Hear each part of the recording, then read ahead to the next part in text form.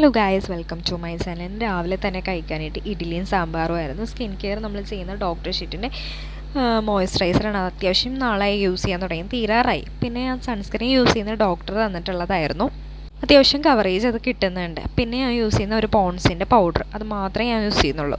പിന്നെ ഒരു ലിപ്സ്റ്റിക്കും യൂസ് ചെയ്യുന്നുണ്ട്. ലിപ്സ്റ്റിക്ക് വന്നിട്ട് ഷെയ്ഡ് വേണ്ടവർ കമൻറ്റ് ചെയ്താൽ മതി.